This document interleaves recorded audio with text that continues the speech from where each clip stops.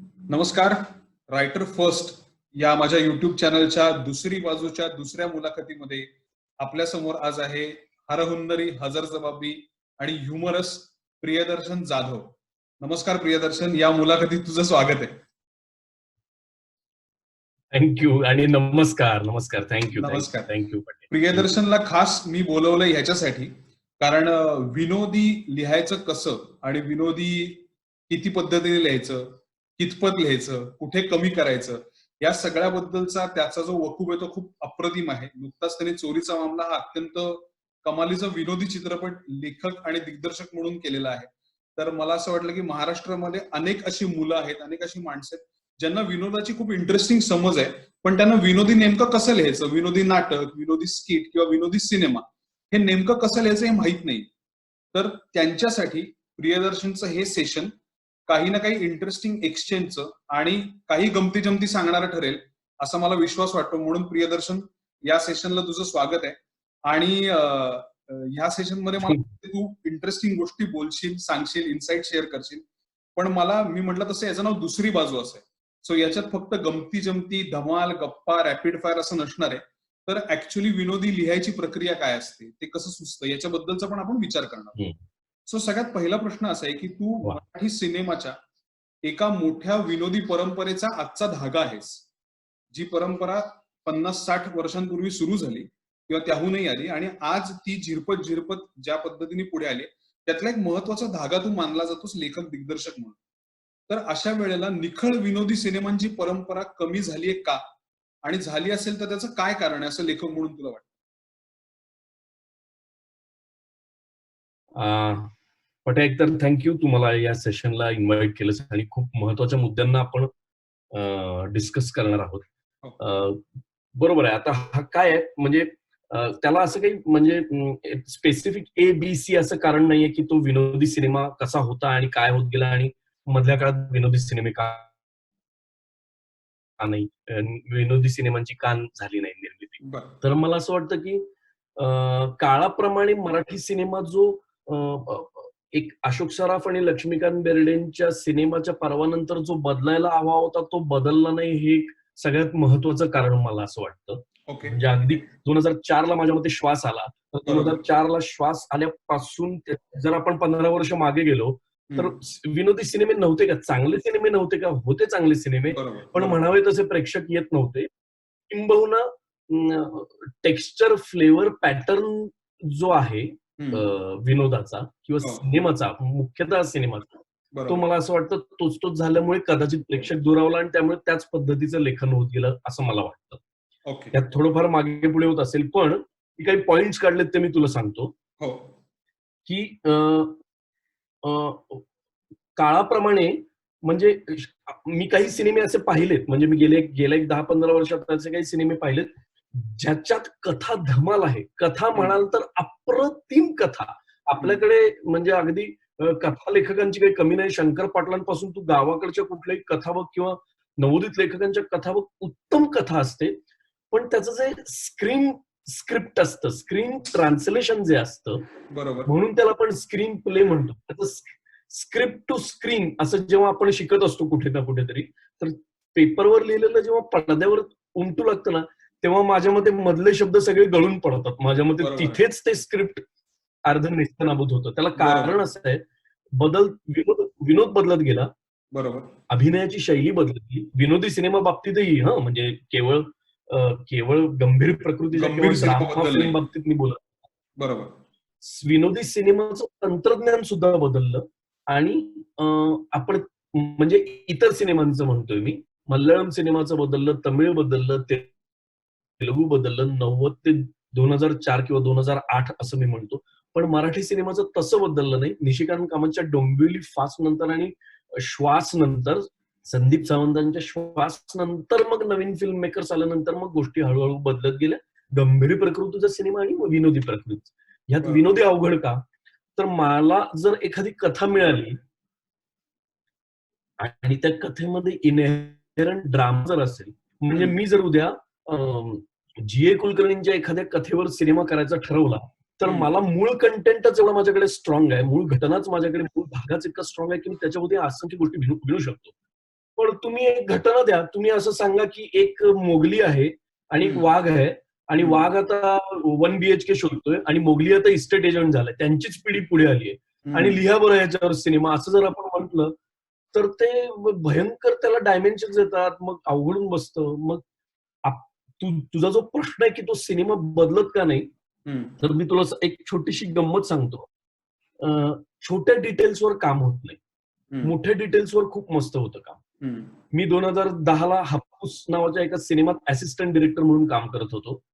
तर तिकडे एक मकरंद अनासपुरीला भेटायला एक माणूस आला आणि तोच असं म्हणाला, मी या सिनेमाचा लेखक आहे आणि सर धमाल आहे, स्क्रिप्ट लय कॉमेडी आहे. तर मी त्याला सांगितलं, अरे तुला असं वाटतंय ते कॉमेडी आहे, तुला वाटतंय ते कॉमेडी आहे, पण ते कॉमेडी नाहीये. कारण किती वेळ लिहिलंयस तू? तर तो म्हणाला की किती वेळ म्हणजे काय, होतं ते लिहिलं झालं. तर त्याचं जे मायन्यूट काम करावं लागतं विनोदाला, फार अत्यंत मायक्रो लेवलवर जसं ड्रामाला सुद्धा काम करावं लागतं, तसं ह्याला सुद्धा विनोदी सिनेमाला सुद्धा काम करावं लागतं. एक खूप मोठं डिफरन्स आपण सगळे विसरतो. Characterisation and the actual character ह्या दोन वेगळ्या गोष्टी आहेत. मी कॅरेक्टरायझेशन तयार करतो आणि जे ऍक्च्युअल कॅरेक्टर आहे, कॅरेक्टर म्हणून जे आहे, त्या दोन भिन्न गोष्टी असतात. विनोदी सिनेमात तर फार मोठ्या प्रमाणात या सगळ्या ह्याचा विचार सुद्धा केला जात नाही रे. एक काही जुजुबी लिहिलं जातं आणि मग सगळा विनोदी सिनेमा. बरोबर. मला व्हॉट्सअपमुळे आणि अत्यंत मेन सगळ्या गोष्टींमुळे सोपं वाटतं विनोदी लिहिणं, जे नाहीये. आणि मला एक महत्वाचा मुद्दा तर असं वाटतो की आपण काही परदेशातले पण सिनेमे पाहिले तर त्यातला विनोद हा मुख्यतः इमॅजिनेशन मधनं आलेला विनोद आहे.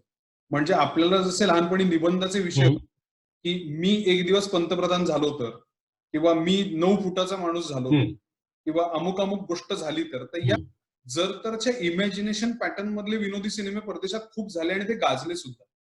आपल्याकडे अशा पद्धतीचा इमॅजिनेशन ओरिएंटेड विनोद बऱ्याच वेळेला होत नाही आणि झाला तरी तो स्क्रिप्ट टू स्क्रीन तेवढा मोठ्या प्रमाणावर ट्रान्सलेट होत नाही चांगल्या पद्धतीचा. आपल्याकडे मुख्यतः सिनेमात शाब्दिक विनोद किंवा अपेक्षाभंगातून आलेला विनोद किंवा स्लॅपस्टिक कॉमेडी ह्या पद्धतीचा आपला एकूण विनोदाचा जॉनर आहे.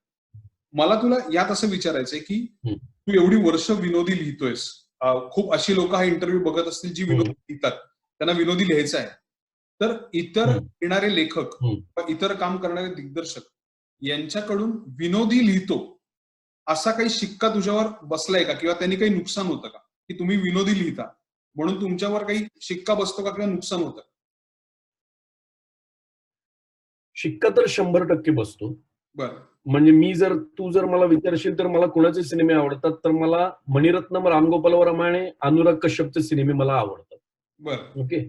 बरं. आता मणिरत्नम यांनी कधीच विनोदी सिनेमाला हात नाही घातला. बरोबर. अनुराग कश्यप यांच्या सिनेमात विनोद असतो तो, पण तो फार ड्राय ह्युमर असतो किंवा तो अत्यंत तिरका क्वर्की ह्युमर असतो. बरोबर.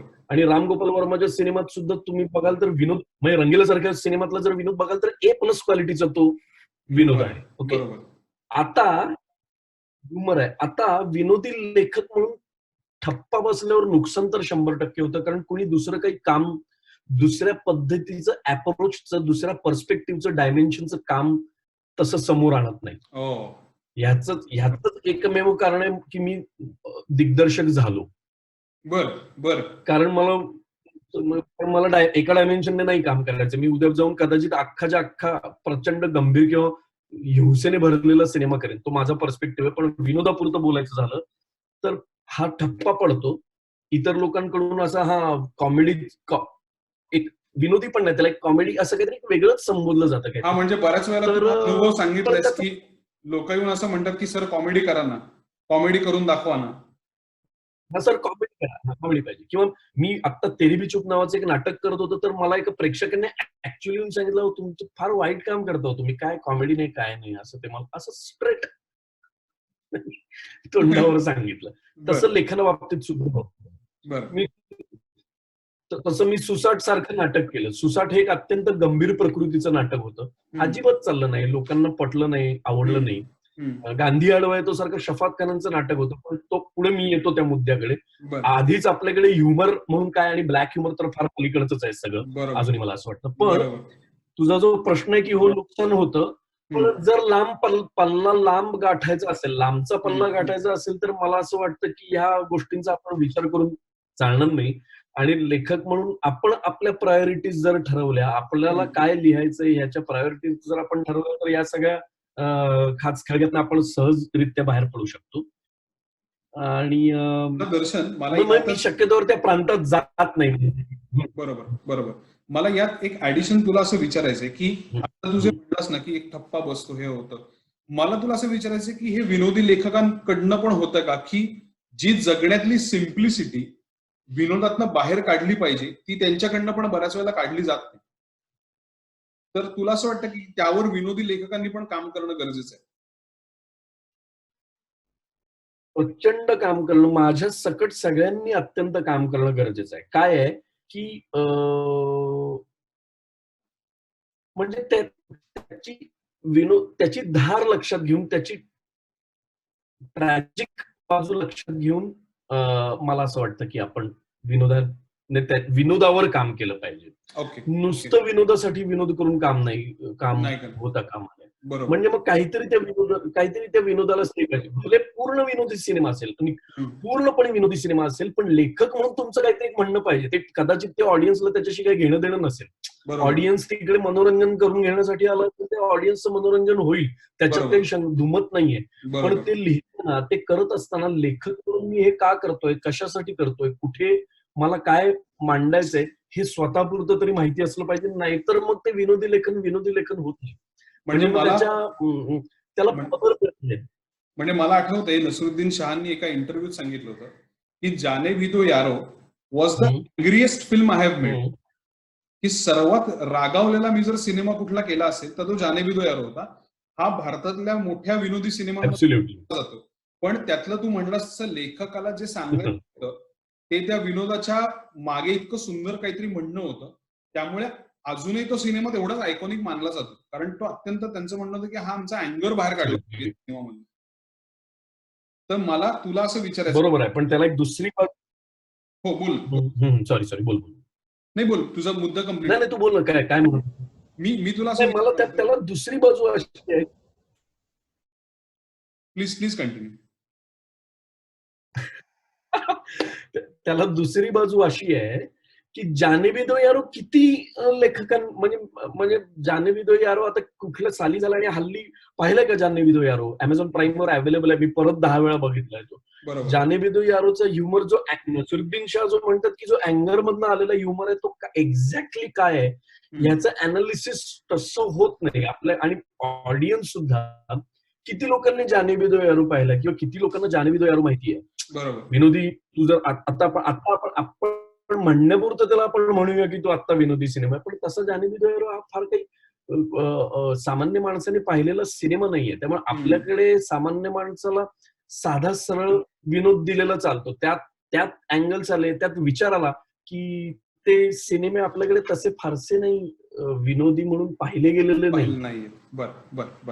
मला तुला सांगायचं की विनोद, तू काय म्हणत होता? मी तुला असं विचारत होतो की आता मला तुला असं विचारायचं तुझ्या लेखनाच्या प्रोसेस बद्दल की विनोद हा कशातनं तुला सुचतो?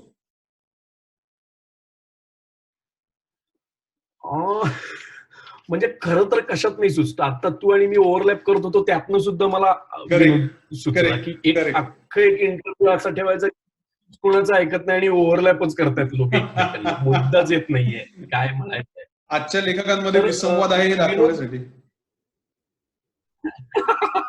वा.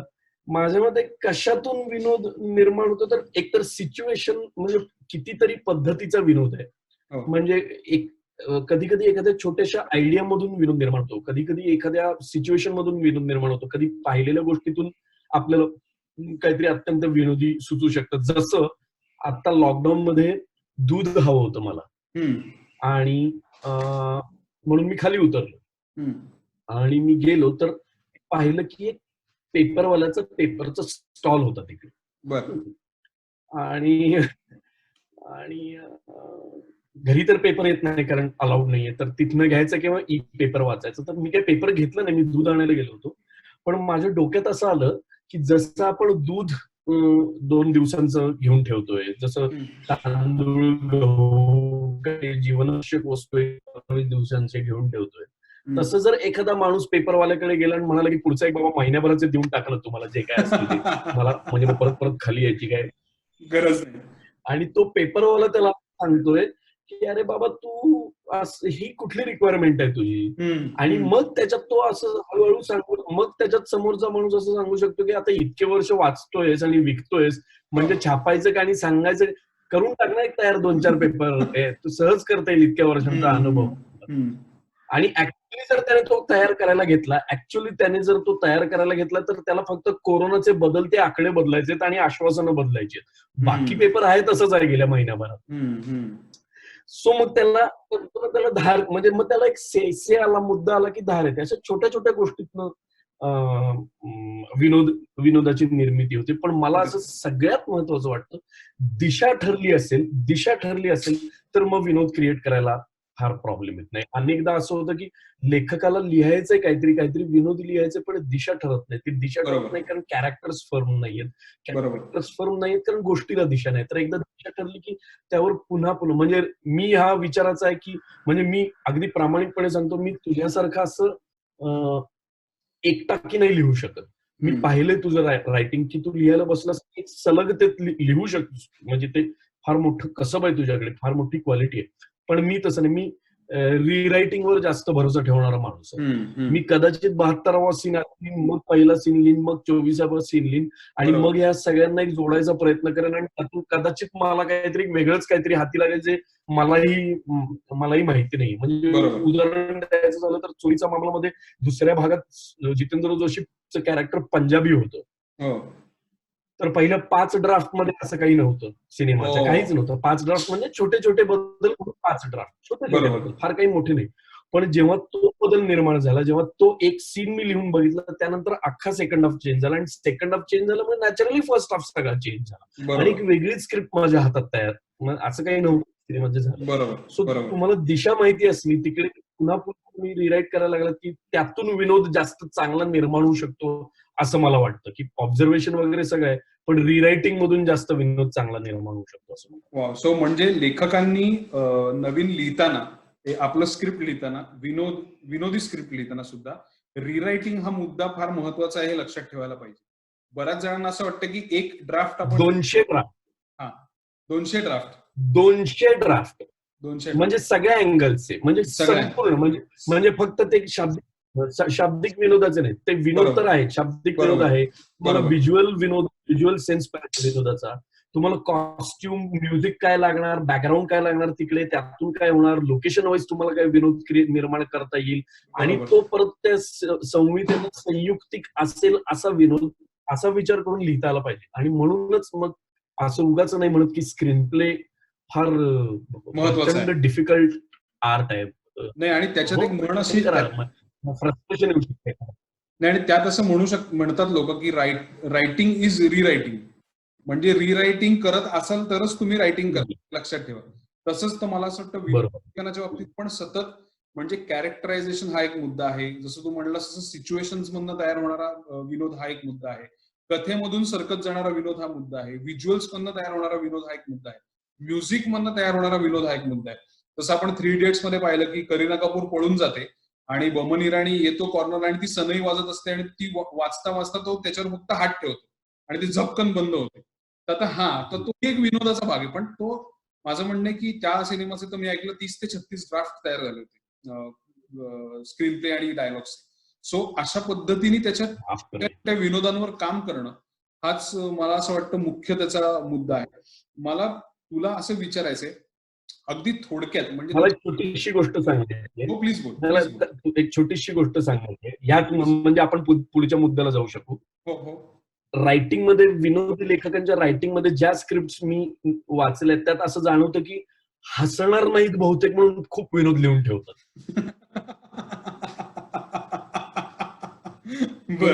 म्हणजे खरं तर 4 वाक्यांचाच प्रसंग असला पाहिजे. खरं तर इंटरेस्टिंग 4 डायलॉग असतील, हसवणार असतील, पण ह्यावर हसणार नाहीत की काय म्हणून 15 ते 20 वाक्य लिहिली जातात. लिहिले जातात. तर बरोबर एवढं इन्सिक्युअर व्हायची गरज नाहीये. बरोबर. मला असं वाटतं एवढं इन्सिक्युअर होऊन लिहायची गरज नाहीये. नाहीये. तुम्हाला लिहिताना तुम्हाला कट करण्याची हे पाहिजे. स्वतःच लिहिलेलं कापलेलं कट करण्याची तुमच्यात धमक पाहिजे. ते सगळं बरोबर. सिस्टम उपयोगाचं नाहीये. आणि दुसरं मला असं वाटतं की तुम्ही सॉरी तुझा नाही आणि दुसरं मला असं वाटतं की सतत जर बुक्के मारले तर त्याची तीव्रता कमी होते. शांतपणे ऐकत ऐकत एक खानकन बुक्का मारला तर त्याची मजा येते. सो मला अजून आठवतं की टाइमपास जो तू लिहिला होतास त्या टाइमपास मध्ये प्रत्येक सीनला मला अजून आठवतं, मी आर डेक्कनला हाऊसफुल मध्ये शो पाहिला होता तो. आणि प्रत्येक सीन मध्ये 1 किंवा 2 अशी वाक्य यायची ना की त्या वाक्यांना अख्खं थिएटर वेड्यासारखं उसळायचं. म्हणजे कारण ती त्या ती जी होती त्या सीनची एक आयडेंटिटी झाली होती. तो विनोद जो होता तर तो इतका अमेझिंग वर्क झाला त्याला. आणि मग त्या पात्रांच्या स्वभावातनं तो आल्यामुळे त्याची मजा पण तेवढीच आली होती. मला तुला आता असं विचारायचं, कधी तुला असं कोणी एका वाक्यात उत्तर द्यायला सांगितलं की तुझ्या मते दर्जेदार विनोद म्हणजे काय, तर तुझं उत्तर काय असेल?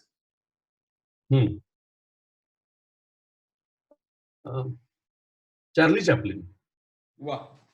म्हणजे याहून मोठं आपल्याकडे काही म्हणजे ना एन्सायक्लोपीडिया ना म्हणजे विनोद आहे, त्याच्याकडे विनोद आहे, पण पुन्हा आणि पुन्हा फ्युचरिझमचा विनोद सुद्धा आहे. पुढे जाऊन काय होणार जगात ह्याचा विनोद आहे त्याच्याकडे. सध्या काय चाललंय त्याच्याकडे विनोद आहे. त्याच्या मागे काय घडतंय त्याचा विनोद आहे. व्हिज्युअल सेन्सचा विनोद आहे. केवळ आणि केवळ त्या काळात सायलेंट फिल्म्स होत होत्या, पण कधी कधी तू चार्ली चॅप्लिनच्या फिल्म्स नीट जर ऑब्झर्व्ह करशील तर त्यातल्या ज्या पाट्या यायच्या, त्याच्या मध्ये डायलॉगच्या स्लेट्स ज्या यायच्या, त्याच्यात सुद्धा एक वेगळ्या पद्धतीचा विनोद होता आणि तो अत्यंत वर्की होता. म्हणजे चार्ली चॅप्लिन जेव्हा त्या पिंजऱ्यात अडकतो, सिंहाच्या पिंजऱ्यात जेव्हा अडकतो, तेव्हा एक स्लेट येते तिकडे. सिंह झोपलेला तेव्हा तिकडे एक स्लेट येते. ओ वाव लवली अशी याला काही अर्थच नाहीये. बरोबर.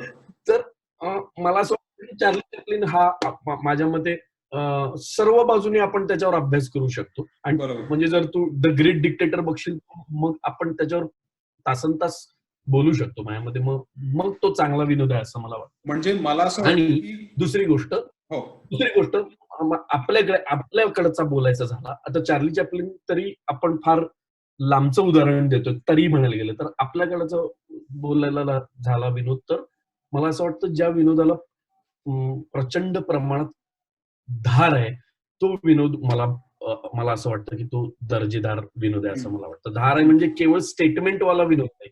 हे बघ, वाक्य पुन्हा तोच घोळा लिहिताना लेखकांचा घोळा असं होतो की वाक्य आणि संवाद ह्यातला डिफरन्सच ते पटकन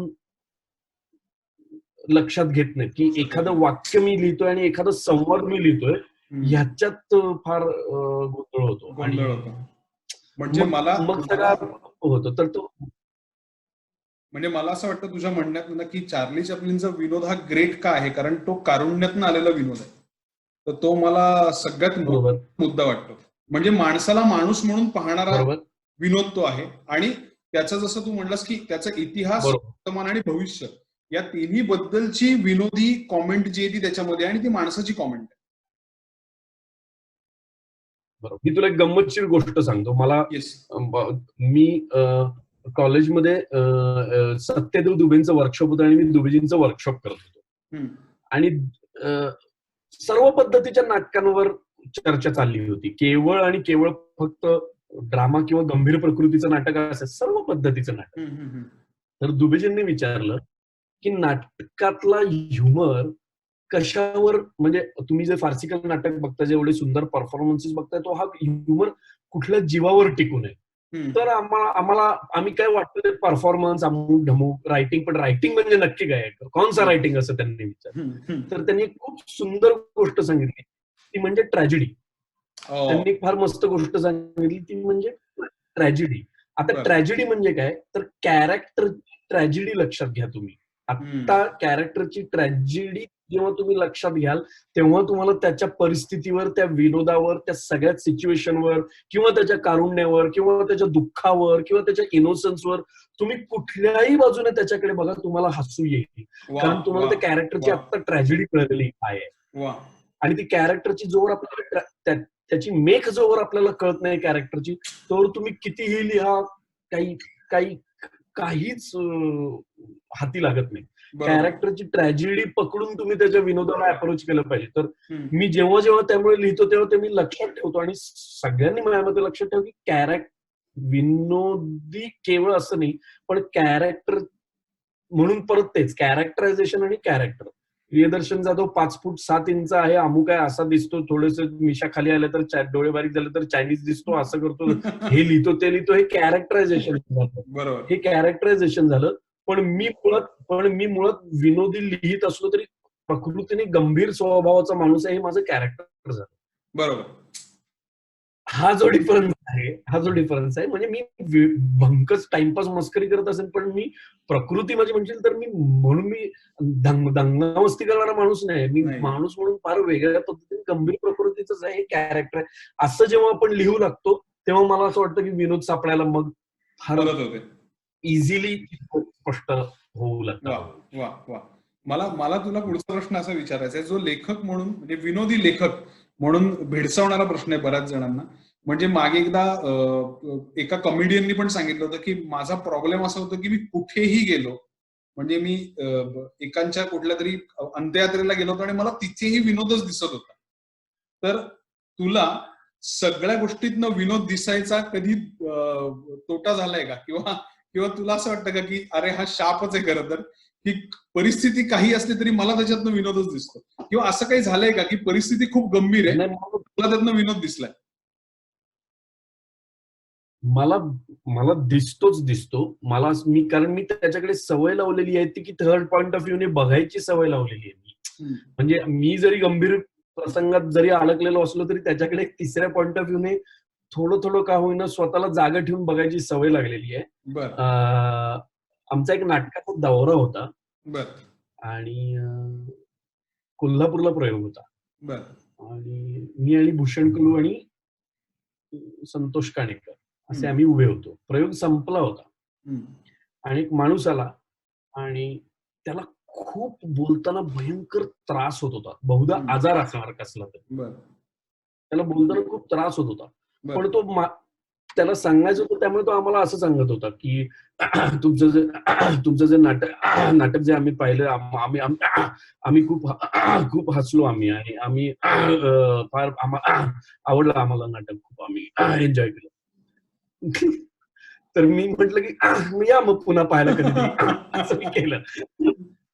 खरं तर ते इतर लोक माझ्यावर खूप चिडले, म्हणजे पण म्हणजे एक काहीतरी तो काही मुद्दाम करत नव्हता तो माणूस, पण काहीतरी तिकडे मला मिळून गेलं.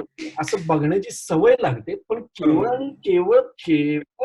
विनोदाकडे नाही बघत मी, फक्त विनोदाकडे नाही बघत मी. ऑर्गॅनिकली त्याच्याकडे लक्ष केलं आणि मिळालं तर गोष्ट वेगळी आहे. ते ऑर्गॅनिकली त्याच्याकडे लक्ष केलं, नाहीतर असं जाणून तुम्ही लक्ष ठेवायला जा की ह्यात काय विनोदी सापडतंय बघूयात, तर आयुष्य हालाकीचं होऊन जाईल, जगता येणार नाही माणसं. बरोबर. ग्रेट.